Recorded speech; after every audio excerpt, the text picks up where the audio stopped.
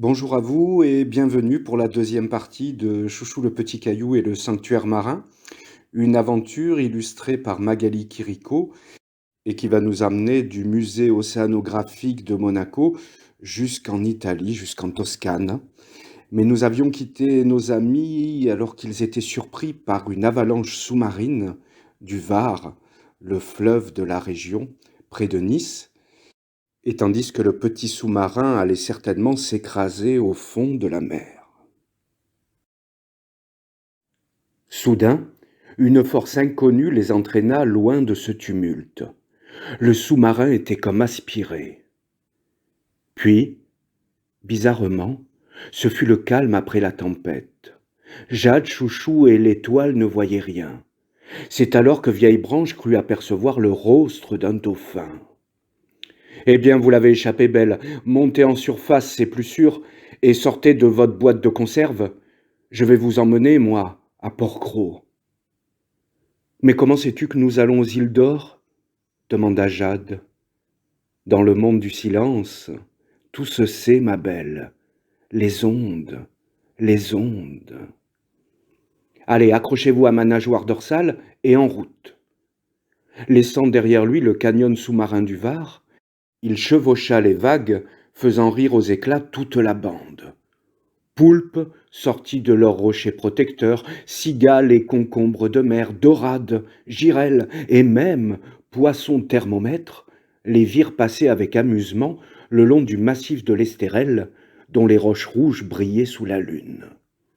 Et au petit matin, Théo les déposa sur un îlot minuscule et planté d'une tour pour une drôle de rencontre.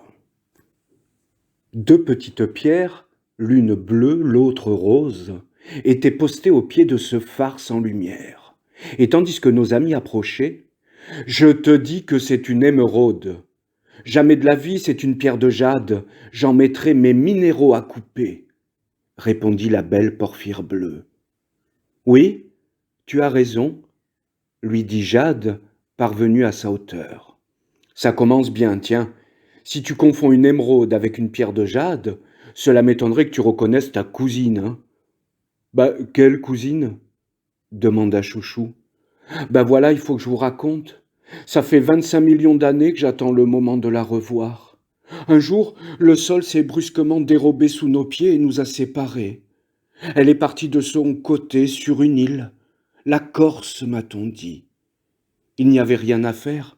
Cette terre a dérivé, petit à petit, et depuis, je me languis de la revoir. Ne serait-ce pas cette île? Demanda Vieille Branche, montrant la carte du sanctuaire marin. Oui, c'est elle. Ma cousine vit sur la plage de Galéria, juste là. Enfin, c'est ce que m'ont dit des grands oiseaux noirs, des cormorans huppés au retour de leur traversée. Alors nous t'emmènerons, sourit Chouchou. Mais d'abord, il nous faut sauver cette fameuse baleine à Port-Cros. En route, les amis. Théo repartit vers le large, prenant soin d'éviter de sa nageoire caudale scooters des mers et autres embarcations à moteur qui jouaient avec les vagues. Ah, la Méditerranée, ça devient une vraie autoroute en cette saison, les amis. Et je vous parle même pas des déchets, du bruit des grands filets piégeurs et des odeurs de gasoil.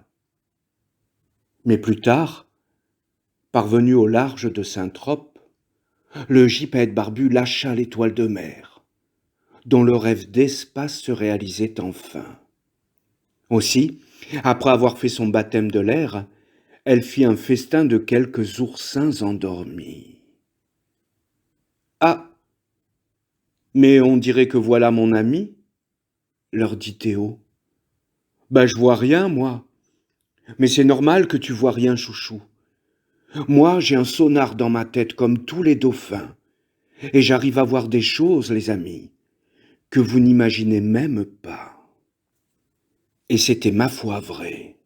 Car quelques instants plus tard, un magnifique globicéphale noir les rejoignit. Salut Théo, bonjour les amis. Il paraît que vous cherchez la baleine? Suivez-moi. Ils dépassèrent l'île du Levant pour découvrir celle de Port-Cros et pénétrèrent dans une anse que deux forts gardaient jalousement. Et au-dessus d'un champ de posidonies en fleurs, dans lesquels sardines et anchois se délectaient de plancton. Eh bien, elle est où cette baleine? Demanda Chouchou impatient. Juste en dessous de vous. Regardez bien, on voit encore des morceaux de l'épave. De l'épave? Comment ça, de l'épave?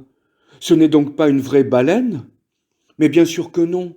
C'est une flûte, un vaisseau du roi de France, détruit lors d'une terrible bataille il y a 300 ans. Les amis, reprit Chouchou dépité, je crois que le poisson-pierre s'est bien moqué de nous au musée océanographique de Monaco. Un peu déçus, mais finalement amusés par le tour qu'on leur avait joué, ils se fondirent dans les prairies sous-marines, afin de découvrir les restes du navire. Et au moment même où ils allaient remonter à la surface, Chouchou vit un attroupement d'hippocampes et une pierre coincée. « Aiuto, aiuto! Aidez-moi !» Aussitôt la bande tenta de la libérer de son sarcophage de bois. Mais rien à faire, même Théo n'y parvenait pas. Alors, tandis que tout espoir semblait perdu, Roca, qui virevoltait au-dessus d'eux, leur lança une corde trouvée dans le fort du moulin. Et aidés par tous les oiseaux de l'île, et même par une chauve-souris insomniaque, ils libérèrent la petite pierre de l'étrave du bateau.